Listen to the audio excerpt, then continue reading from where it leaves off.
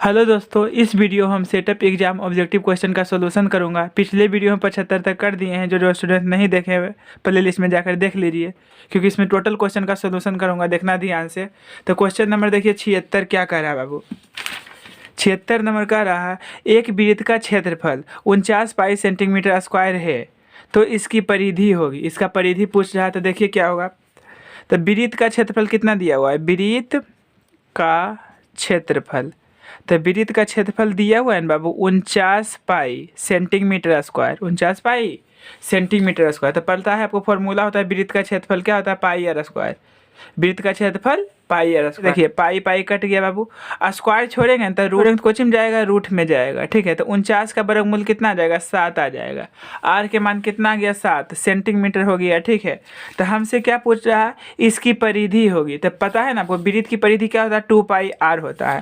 तो इसका आंसर जो है ना पाई के रूप में दिया है, तो पाई का मान पुट करने की जरूरत नहीं है। ठीक है, तो 2 पाई आर का मान कितना है, 7। तो 7 दूना 14 पाई सेंटीमीटर होगा, यानी कि आंसर इसका क्या आ जाएगा, इसका आंसर आ जाएगा बाबू 14 पाई सेंटीमीटर।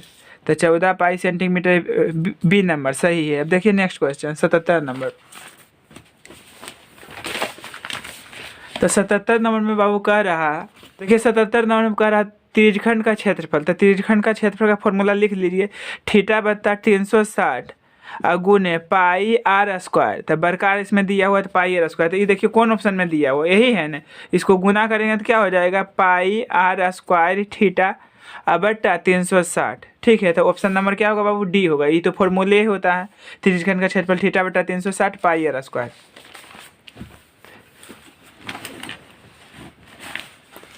अब देखना है बाबू का आकार का होता है, किसका आकार का होता है भैया, वृत्त का आकार का होता है।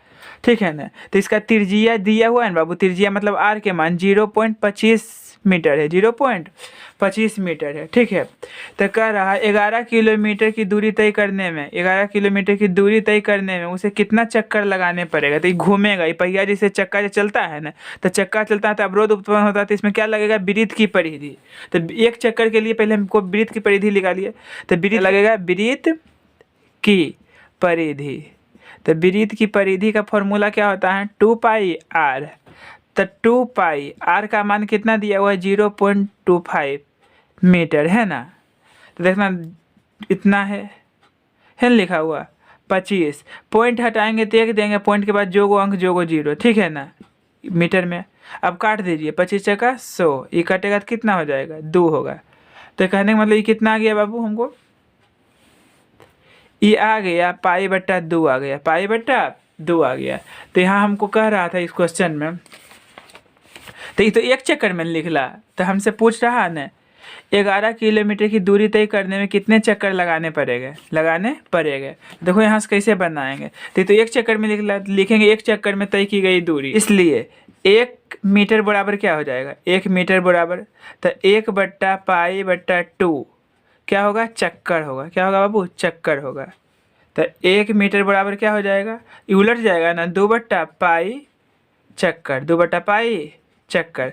तो हमको 1 मीटर में नहीं कह रहा, हमको क्या कह रहा है बाबू, 11 किलोमीटर की दूरी तय करने में कितना चक्कर लगाने पड़ेगा। तो 11 है बाबू, 11 क्या है, किलोमीटर है। तो किलोमीटर को मीटर में बदलने के लिए क्या किया जाता है, 1000 से गुना किया जाता है। तो इतना तो मीटर में हो गया। तो 1 मीटर में इतना हुआ, 2 बट, तो इसको मीटर में बदलने के लिए 1000 से गुना कर दिए। तो 11 गुने क्या हो गया, 1000 मीटर है ना। तो इतना मीटर बराबर क्या होगा, इसको गुना कर देंगे ना। तो गुना कर दीजिए, पाई कितना से, 11 गुने 1000 मीटर, मीटर में हो गया। ठीक है ना, तो 1 मीटर में 2 बट्टा पाई चक्कर लगाएगा। तो 11 इसको किलोमीटर था, इसको मीटर में बदल दिया ना। तो इतना में चक्कर कितना लगाए, तो इतना से गुना कर देंगे, सिंपल सी बात है। तो गुना करने पर क्या आ जाएगा, देखिए ध्यान से यहाँ से। तो 2 है ना बाबू, इसको देखना ध्यान से, पाई का मान होता है 22 बट्टा 7। तो उलट देंगे तो क्या हो जाएगा, 7 बट्टा 22 हो जाएगा, 7 बट्टा 22। तो 11 गुने क्या है, 1000 मीटर। अब ये देखिए काट दीजिए, 11 दूनी 22, ये 2 भी कट जाएगा, 2 भी कट जाएगा। तो 7 गुने 1000, तो क्या, सॉरी 7 गुने 1000 क्या हो जाएगा, 7000 मीटर। यानी 7000 मीटर इसका आंसर आएगा 7000। ऑप्शन नंबर क्या हो जाएगा बाबू, डी हो जाएगा। क्या हो जाएगा, डी। ठीक है, अब देखिए नेक्स्ट क्वेश्चन।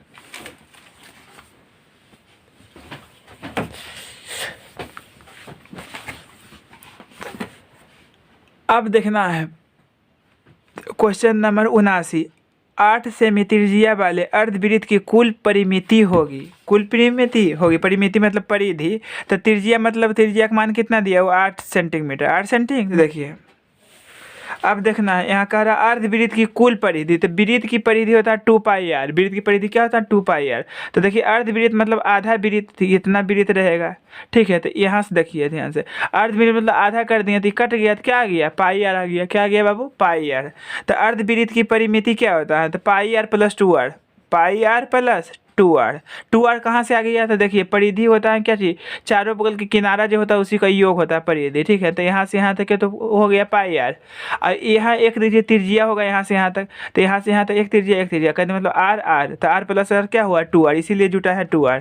तब लेकिन अर्धवृत्त की कुल परिधि क्या होता है 2π, अर्धवृत्त की कुल परिधि होता है πr + 2r, πr + 2r। अब ये देखिए ऑप्शन दिया हुआ है पाई के रूप में, तो इसमें हम क्या करेंगे r कॉमन ले लेंगे, तो r कॉमन ले लिए तो पाई + 2 हो गया, ठीक है ना। तो r कॉमन लिए, r के मान कितना दिया हुआ 8, तो 8 पाई + 2 हो गया, पाई + 2। तो सेंटीमीटर देखिए कौन में दिया इसे करके ऑप्शन, ये आगे पीछे लिखा है कोई दिक्कत नहीं, पाई + 2 तो इसमें है, यही में है, यही होगा, बी नंबर होगा, 8 भी है, सब चीज़ यही होगा आंसर, ठीक है। अब देखिए बाबू नेक्स्ट क्वेश्चन,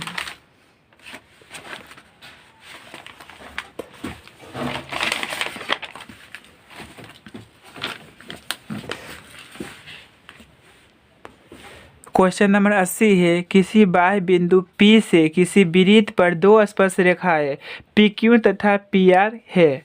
यदि PQ बराबर 20 सेमी तो PR का मान होगा। तो जैसे देखिए वृत्त है ना, ये वृत्त है, सर्कल है, तो यहाँ दो गो स्पर्श रेखा गया है, एगो ऐसे गया है, एगो ऐसे गया है, ठीक है, यहाँ केंद्र होता है, ठीक है ना। तो ये देखिए बिंदु P से, तो ये क्या है बाबू PQ है, क्या है PQ है, ये क्या है PR है। तो PQ का मान हमको दिया हुआ है 20 सेंटीमीटर, तो PR के भी मान क्या हो जाएगा 20 सेंटीमीटर, क्योंकि देखिए इसका परिभाषा याद रखिएगा, बाह्य बिंदु से खींची गई स्पर्श रेखा की लंबाई क्या होता है बराबर होती है, यानी PQ का मान 20 सेंटीमीटर है, तो ये भी क्या हो जाएगा 20 सेंटीमीटर, यानी ऑप्शन नंबर क्या हो जाएगा बाबू C, ठीक है। अब देखना है नेक्स्ट क्वेश्चन,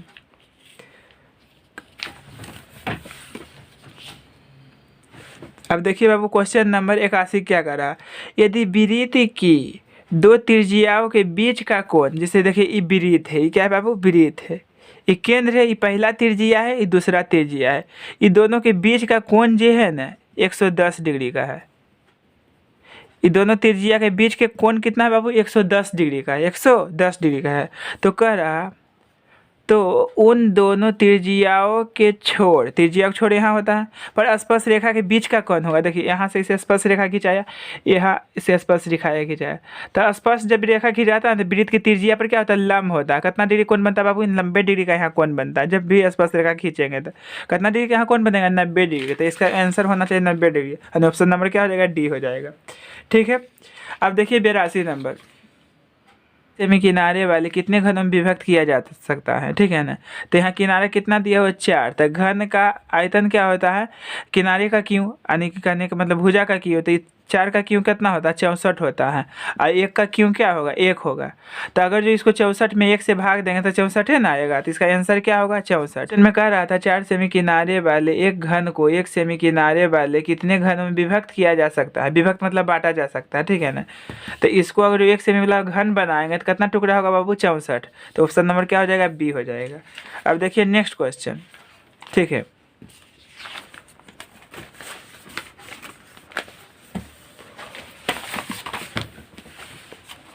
अब देखिए बाबू 83 नंबर फॉर्मूला है, यदि किसी घनाभ की लंबाई L, चौड़ाई B तथा ऊंचाई H हो तो घनाभ का कुल पृष्ठीय क्षेत्रफल होता है। तो घनाभ का कुल पृष्ठीय क्षेत्रफल का फॉर्मूला था 2 × LB + BH + HL, 2 × LB + BH + HL, यानी ऑप्शन नंबर ए होगा, ये तो फॉर्मूले है।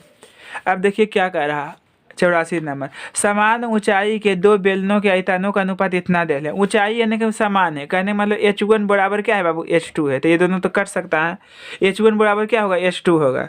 कारण समान ऊंचाई के दो बेलनों के आयतनों का अनुपात इतना है, तो इसके वक्र पृष्ठों के क्षेत्रफलों का अनुपात होगा।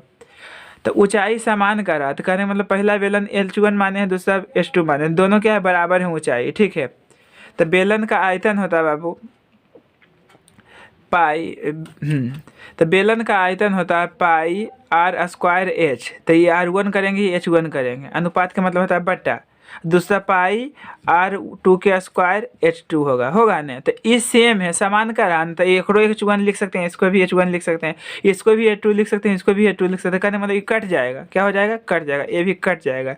तो कह रहा समान ऊंचाई के दो बेलनों का आयतनों का अनुपात हमको बराबर दिया हुआ है, कितना है, 4:9 है, यानी 4/9 है, 4/9 है।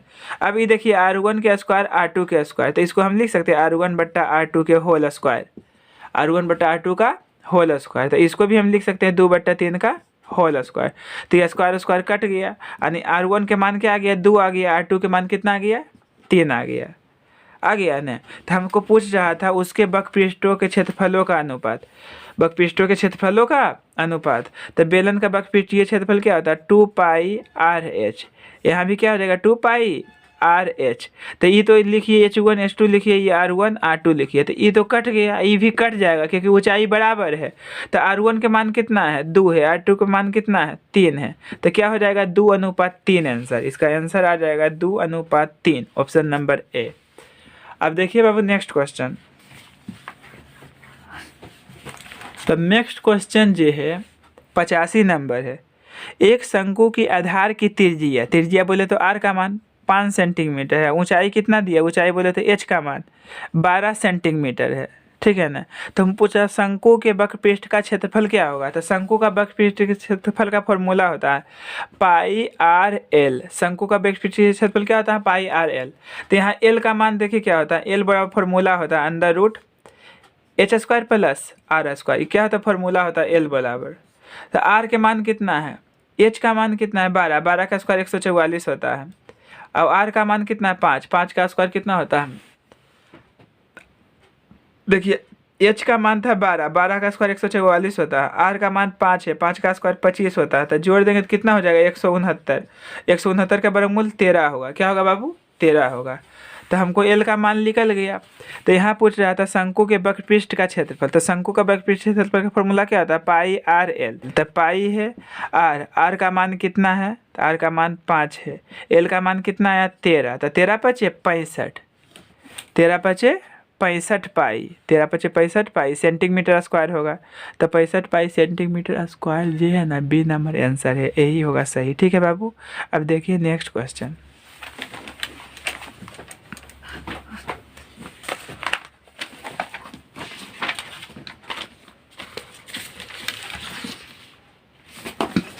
अब देखना है 86 नंबर, 86 नंबर का रहा है, दो गोले के आयतनों का अनुपात इतना है। तो गोला का आयतन जो होता है ना बाबू, क्या होता है 4/3 πRQ। तो ये पहला के R1 माने, दूसरा क्या लिखेंगे R2, तो 4/3 πR2 का Q, ठीक है ना।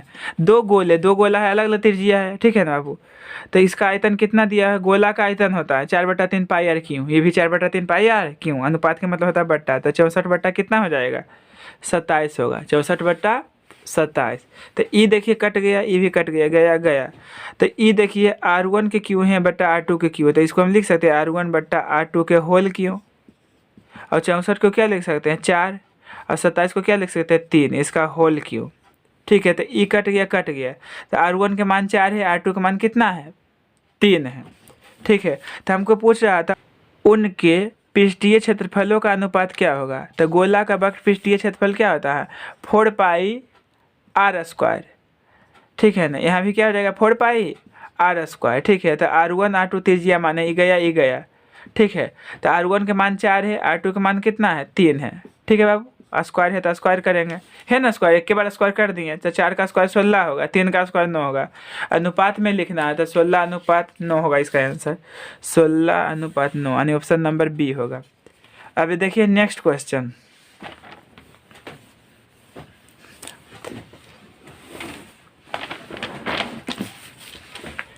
अब देखिए 87 नंबर है, किसी घन का किनारा तिगुना हो जाने पर कुल पृष्ठ क्षेत्रफल पहले के कुल पृष्ठ क्षेत्रफल का कितना गुना बन जाएगा। तो देखिए घन का पृष्ठीय क्षेत्रफल मान लीजिए भुजा है ना, किनारा मान लिए ए, किनारा क्या मान लिए बाबू ए मान लिए। तो घन का पृष्ठीय क्षेत्रफल होता है 6 गुने भुजा स्क्वायर, 6 गुने भुजा स्क्वायर होता है। तो 6 गुने भुजा क्या माने ए, तो ए स्क्वायर हो गया। तो घन का पृष्ठीय क्षेत्रफल 6 गुने भुजा स्क्वायर होता है। अब कह रहा है ना, यदि किसी घन का किनारा को तिगुना कर दिया जाए, घन का किनारा कितना कर दिए तिगुना, तो पहले किनारा ए था, उसके बाद क्या कर दिए तिगुना कर दिए। तो अब घन का आयतन क्या होगा, तो घन का आयतन पता क्या था 6 गुने भुजा स्क्वायर। तो भुजा क्या है 3n हो गया, तो 3a का स्क्वायर हो जाएगा, तो 6 हो गया। तो इसका स्क्वायर क्या होगा, 3 का स्क्वायर 9 होता है, ए स्क्वायर होगा। ठीक है, तो ये कितना होगा 9 गुने 6a स्क्वायर लिख सकते हैं, तो 9 है। तो 6a स्क्वायर का मतलब क्या, तो ई क्या हुआ 6a स्क्वायर का मतलब क्या हुआ घन का पृष्ठीय क्षेत्रफल। तो कितना गुना हो गया बाबू 9 गुना, को गुना 9 गुना। ये होता है ना, जैसे 6a स्क्वायर यहाँ आया है ना घन का पृष्ठीय क्षेत्रफल, तो कितना गुना होगा 9 गुना। तो इसका आंसर क्या हो जाएगा 9 गुना।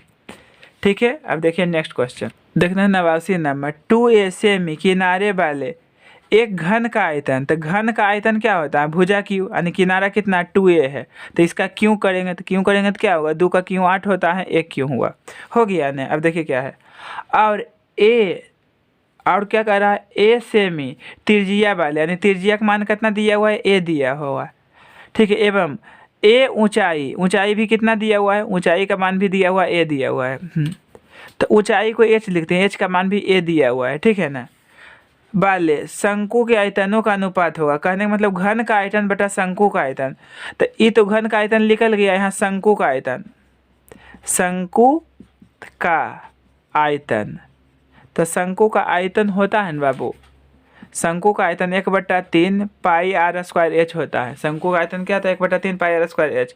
तो 1/3 है पाई, आर का मान ए है तो ए स्क्वायर होगा, एच का मान भी ए है। ठीक है, तो ये क्या हो गया पाई/3 1 क्यों हो गया ना, दोनों का अनुपात होगा। कहने मतलब घन का आयतन बटा शंकु का आयतन। तो घन का आयतन कितना आया है 8a क्यों आया है, शंकु का आयतन क्या आया है पाई/3 1 क्यों आया है। तो ये कट जाएगा, ये कट जाएगा, तो ये देखिए 8 है, इसको उल्टेंगे तो क्या होगा 3/पाई होगा, तो यानी 24/पाई आ जाएगा। तो इसको अनुपात में लिखेंगे तो 24/पाई आएगा। अनुपात में आंसर कर रहा था 24/पाई, 24/पाई ए नंबर होगा। अब देखिए नेक्स्ट क्वेश्चन, तो इसमें कह रहा है बाबू 90 नंबर। 7 सेमी त्रिज्या वाले अर्धगोला का संपूर्ण पृष्ठीय क्षेत्रफल होगा। तो त्रिज्या मतलब आर का मान, तो आर का मान कितना दिया हुआ है हमको 7 सेमी दिया हुआ है दिया हुआ। तो अर्धगोला का संपूर्ण पृष्ठीय क्षेत्रफल क्या होता है, अर्धगोला का संपूर्ण पृष्ठीय क्षेत्रफल 3 पाई आर स्क्वायर होता है। तो 3 पाई आर का मान कितना है 7, तो 7 का स्क्वायर कितना होता है 49 होता है, 7 का स्क्वायर 49 गुने पाई। तो 7 देखिए 9 27 के 7 बाकी 2 हो गया, 4 12 2 14 पाई, यानी 147 पाई होगा, 147 पाई सी नंबर देखिए होगा ना, क्या होगा सी नंबर होगा। अब देखिए नेक्स्ट क्वेश्चन 91 नंबर। निश्चित घटना की प्रायिकता होती है, तो निश्चित घटना की प्रायिकता 1 होती है, अनिश्चित घटना की प्रायिकता 0 होती है। आगे देखिए, अब देखना है निम्नलिखित में से कौन किसी घटना की प्रायिकता नहीं हो सकती है। तो नहीं कब होगा, जब 1 से बड़ा रहेगा, ये निगेटिव रहेगा, तो इसका वैल्यू 1 से बड़ा आएगा, ये नहीं होगा। ठीक है, अब देखिए 3 सिक्कों की उछाल में संभव परिणामों की संख्या है। तो जब भी सिक्का की चर्चा होगा ना बाबू, संभव परिणाम पूछेगा, तो सबसे पहले सिक्का जब भी रहेगा तो 2 लिख देना है। 2 क्यों लिखेंगे, क्योंकि कोई भी सिक्का हो, चाहे 2 टकिया हो या 5 टकिया, उसमें 2 ही परिणाम आएगा, एगो सिक्का फेंकेंगे तो हेड या टेल आएगा। ठीक है ना, और जितना सिक्का रहेगा उतना पावर कर देंगे। यहाँ कोई सिक्का है 3 सिक्का है तो 3 पावर कर देंगे, 4 सिक्का रहता था 4 पावर कर देते हैं। ठीक है, तो वही क्या होगा संभव परिणाम का मान निकल जाएगा। तो 2 के पावर 3 के मतलब क्या हुआ 2 गुने 2 गुने 2 8 आएगा। तो कितना संभव परिणाम आ जाएगा बाबू 8, ऑप्शन नंबर सी आएगा। ठीक है ना, तो जब भी सिक्का में संभव परिणाम पूछेगा तो सबसे पहले 2 लिख देंगे, जितना सिक्का रहेगा उतना पावर कर देंगे। अगर यहाँ 3 के जगह पर 4 रहता है तो यहाँ पावर 4 करते हैं, तो 2 4 बार लिखते हैं, 2 गुने 2 गुने 2 16 आता है। ठीक है ना, लेकिन यहाँ 3 था इसीलिए क्या आ जाएगा 8 आंसर, यानी ऑप्शन नंबर सी सही हो जाएगा इसका। अब देखिए 94 नंबर। यदि कोई घटना घटित नहीं हो सकती तो उसकी प्रायिकता होगी। तो असंभव घटना की प्रायिकता 0 होती है, क्या होती है बाबू 0। अब देखिए नेक्स्ट क्वेश्चन, यहाँ कह रहा एक पासे को फेंका गया 3 से बड़ी विषम कह रहा एक पासे को फेंका गया। तो एगो पासा फेंकेंगे ना बाबू तो क्या आएगा, 1 आएगा, 2 आएगा, 3 आएगा, 4 आएगा, 5 आएगा, 6 आएगा, आएगा ना। तो हमसे कह रहा 3 से बड़ी, 3 से बड़ी, तो 3 से बड़ी इतना होगा, 3 से बड़ी विषम संख्या आने क्या प्रयोगता है। तो 3 तो लेंगे ना, 3 से बड़ा जितना है 4 5 6, तो इसमें विषम संख्या को गो है, एगो है, खाली 5 है।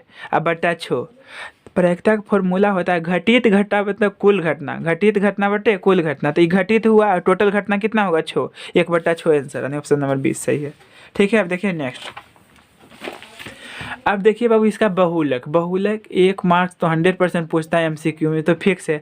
तो इसका फॉर्मूला समझना है मैन। बहुलक किसे कहते हैं, जो संख्या सबसे ज़्यादा बार दिखाई दे वही उसका बहुलक होगा। नहीं देखना है, देखिए कौन संख्या सबसे ज़्यादा बार रिपीट किया है। तो इसमें देखिए आपको 26 दिख रहा है, 1 बार आया, 2 बार आया, 3 बार आया, 4 बार आया, और कोई 4 बार नहीं ना आया, तो 26 क्या हो गया, बहुलक इसका हो गया।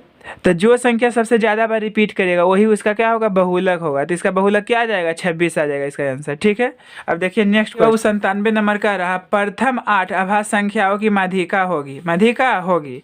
तो प्रथम 8 यानी शुरू से 8 अभाज्य संख्या लेना है। तो अभाज्य संख्या कहाँ से स्टार्ट होता है बाबू, 2 से स्टार्ट होता है, 2 होता है, 3 होता है, 5 होता है, 5 के बाद 7 होता है, 7 के बाद 11 होता है, 11 के बाद 13 होता है, 13 के बाद 17 होता है, और 17 के बाद 19 होता है, 8 वो हुआ, 2 2 4 2 6 2 8। तो अभाज्य संख्या किसे कहते हैं, 1 से बड़ी हुई सभी प्राकृतिक संख्या है जो स्वयं तथा 1 के अलावा कोई और से ना कटे, उसे क्या कहते हैं, अभाज्य संख्या कहते हैं। तो इसका हमसे पूछ रहा है माध्यिका। तो माध्यिका का मतलब होता है बीच की संख्या, लेकिन पहले उसे आरोही क्रम में सजाएंगे। तो ये तो आरोही क्रम में सज ले है, बढ़ते क्रम, आरोही क्रम मतलब होता है बढ़ते क्रम। तो इसको काटिए, अब क्या करेंगे, दोनों तरफ से काटा काटी करेंगे, गया ई गया ई गया ई गया। ठीक है ना। तो जे 2 को बचा बीच में उसको जोड़कर 2 से भाग दे दीजिए। तो कितना बचा अब इसको जोड़ेंगे तो कितना होगा, 18। तो 18 का आधा कितना होगा, 9, क्योंकि माध्यिका का मतलब होता है बीच की संख्या। इसका आंसर क्या आएगा बाबू, 9 आएगा, यानी ऑप्शन नंबर बी। यही विषम रहता तो एगो बचता तो वो हो जाता, अगर 2 को बचेगा तो जोड़ के 2 से भाग दे देंगे। ठीक है, दोनों तरफ से काटेंगे। अब देखिए नेक्स्ट क्वेश्चन, ये क्वेश्चन नंबर 98 दे रहा है, यदि किसी बंटन का माध्य, तो माध्य का मान हमको दिया हुआ है, माध्य का मान कितना दिया हुआ है, 8.9 है, और माध्यिका कितना दिया हुआ है, माध्यिका, तो माध्यिका का मान दिया हुआ 9 है। तो बहुलक पूछ रहा, देखिए ऐसा ऐसा कभी क्वेश्चन पूछ लेता है। ठीक है ना, यदि किसी बंटन का माध्य इतना, माध्यिका इतना, तो बहुलक। ठीक है, तो इसका एक फॉर्मूला होता है, फॉर्मूला आप लिख लीजिए, ऐसा क्वेश्चन बहुत बार पूछता है। ठीक है ना, बहुलक बराबर, बहुलक बराबर, तो बहुलक बड़ा फॉर्मूला होता है 3 गुने माध्यक, 3 गुने माध्यक माइनस 2 गुने माध्य, माइनस 2 गुने माध्य। ये फॉर्मूला लिख लीजिए, 2 का वैल्यू दे देगा, तीसरा निकालने का रहेगा, कभी भी ऐसा क्वेश्चन पूछेगा। तो बहुलक बड़ा फॉर्मूला होता है 3 गुने माध्यक माइनस 2 गुने माध्य। अब देखिए क्या है, 3 माध्यक का मान दिया हुआ 9 माइनस 2 गुने माध्य, माध्य का मान दिया हुआ इतना। तो फॉर्मूला रखिए याद, बस हो जाएगा।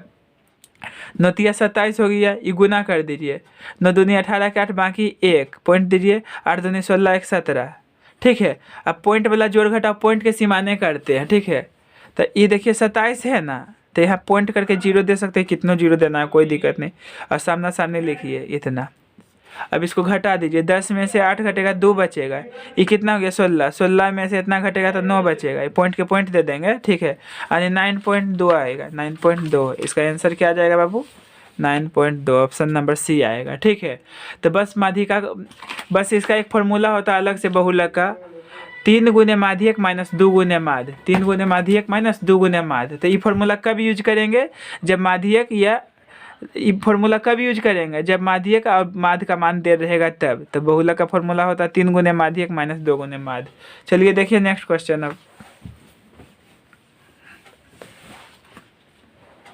अब देखना है बाबू 99 नंबर, यदि 5 आंकड़ों इतना का माध्य कितना दिया हुआ है, 13 है, इतना का माध्य 13 है, तो x का मान पूछ रहा।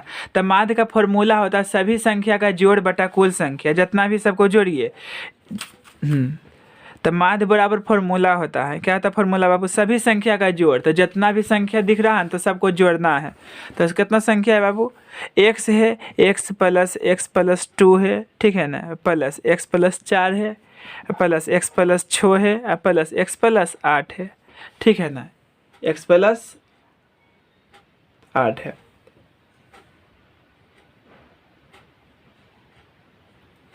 हाँ, तो माध्य का फॉर्मूला क्या होता है? सभी संख्या का जोड़। देखिए इसका पूछा था न माध्य, इसका माध्य दिया हुआ है 13, तो माध्य का फॉर्मूला होता है सभी संख्या का जोड़ बटा कुल संख्या। सबको जोड़ दिए, अब को संख्या इसमें देखो देखना है, कोमा के बाद गिनना। देखिए 1 2 3 4 5, 5 से डिवाइड करना है इसमें, ठीक है। अब माध्य का मान देखिए 13 दिया हुआ है, कितना दिया हुआ बाबू? 13। तो माध्य के जगह पर कितना रख देंगे? 13। तो 13 रख दिए ना, ये भाग में इधर आएगा तो गुणाम हो जाएगा, ठीक है ना, बराबर x वाला x के साथ जुड़िए, 1 2 3 4 5 यानी 5x हो गया। अंक वाला अंक के साथ जोड़ना है, 2 6 अंक वाला अंक के साथ जोड़िए, अंक वाला अंक के साथ। तो 8 6 14, 14 4 18, 18 2 20, क्या होगा बाबू? 20। तो ये 13 5 65 हो गया, ये प्लस में इधर आएगा तो माइनस में होगा, बराबर 5x हो गया। घटेगा तो क्या बचेगा? 45 बराबर 5x। तो काट दीजिए 15 में 45, यानी x के मान कितना आएगा? 9 आएगा। इसका आंसर होगा बाबू 9, यानी ऑप्शन नंबर ए। अब ये देखिए 100 नंबर जो क्वेश्चन है, इसको ध्यान से देखिए, लास्ट क्वेश्चन है इसका।